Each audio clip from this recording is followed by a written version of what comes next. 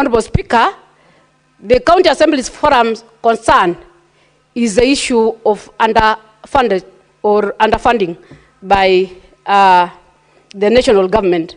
Honorable Speaker, I want to say that the underfunding, Honorable Speaker, has made or undermined the oversight role of the county assemblies, their legislative role, representation function, and particularly some of the committees that they are supposed to assist in terms of fiscal accountability. Madam Speaker, I know we've been fighting to make sure that the counties are able to deliver their services. And Honorable Speaker, the BFM Act mandates the counties to use their resources prudently. But Honorable Speaker, the challenge that we have within the counties is the late remittance by the national government. This late remittance, Honorable Speaker, has made the counties to increase their debt. They have made them not to be able to deliver on their mandate. They have made them not to deliver the services on time, Honorable Speaker. So I want to say that despite the fact that we are fighting for these resources to go to the counties, still it's a constitutional mandate that we give the counties 15%. But as we speak right now, even the allocation that we've given them is still far below the requisite percentage, Madam Speaker. Honorable Speaker, if I can go to the recommendation by the Kenya Devolution Civil Society Organization, they have raised a concern where the amount that you are giving to the counties this financial year is far much below the percentage, the 15% that we are supposed to give to the counties. Meaning, Honorable Speaker, that a number of things that the county, a number of plans that the counties want to undertake will not be actualized. Remember, Honorable Speaker, we also have functions that have been given to the counties by the national government. The issues of the industrial parks, youth and women empowerment programs, and even the issues of housing. Honorable Speaker, these are some of the issues that I want to believe the counties needed to be given enough resources to be able to assist in terms of counterfunding projects that are supposed to be undertaken by the national government. So, Honorable Speaker, I just want to say that it will be prudent for this House to really work it out and maybe find a way of maybe getting the percentage that is supposed to be a bare minimum.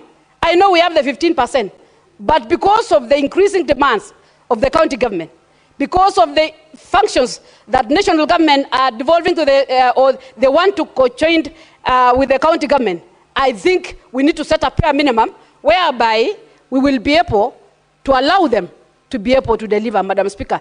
So, Madam Speaker, I would want to agree with the recommendation that has been made by the Committee on Finance.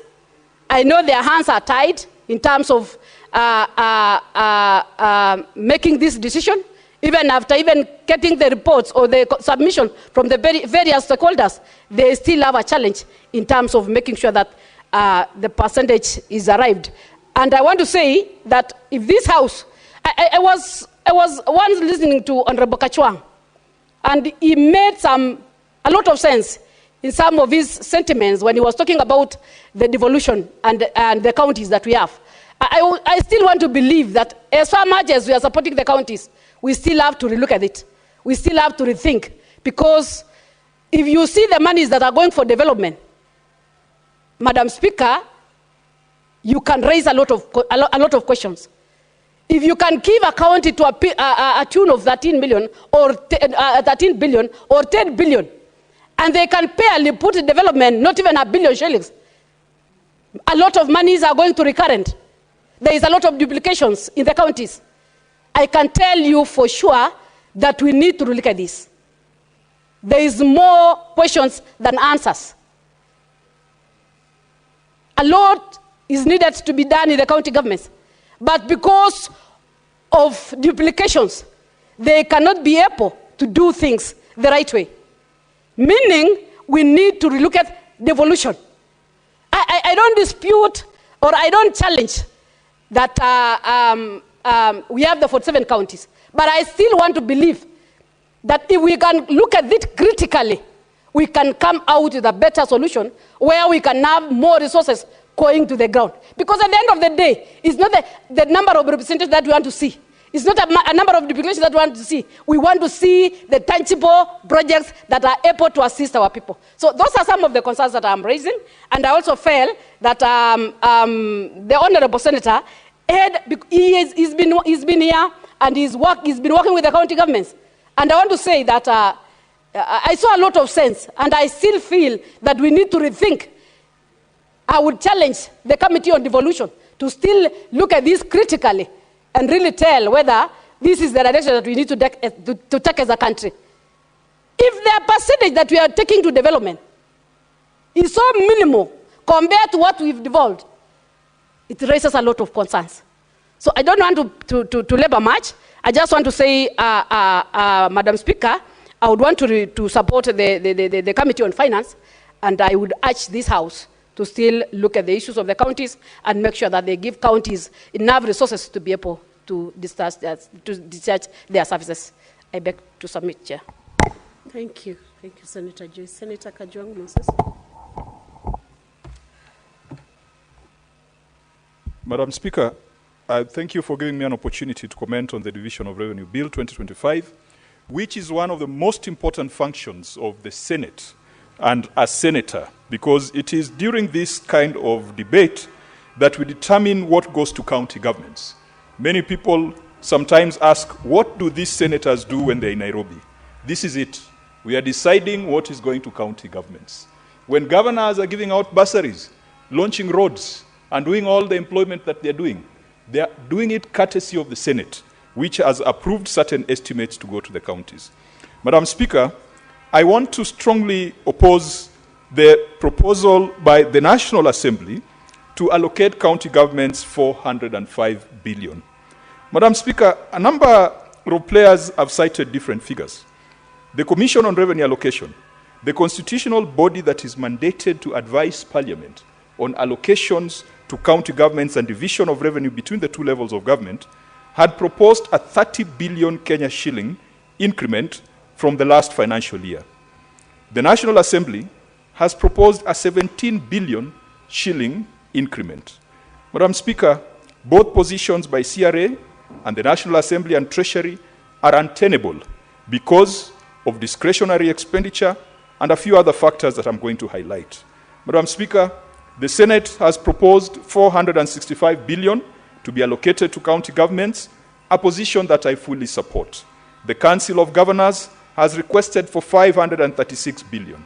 That perhaps could be the ideal situation, but I will go with the Senate position of 465 billion, which, Madam Speaker, closely aligns with what the ODM party and the UDM parties signed up for in the 10-point memorandum. Madam Speaker, the two parties agreed to protect and strengthen devolution, to increase funding to county governments, and to protect devolution against clawback. And in the MOU, it was proposed that counties should get no less than 450 billion. Madam Speaker, for those of us who recognize a broad-based government, we can only recognize it if it is going to deliver 450 billion to county governments. Madam Speaker, beyond the politics, there's a bit of the science and the figures and the economics that will influence our decision as a House to decide how much goes to county governments.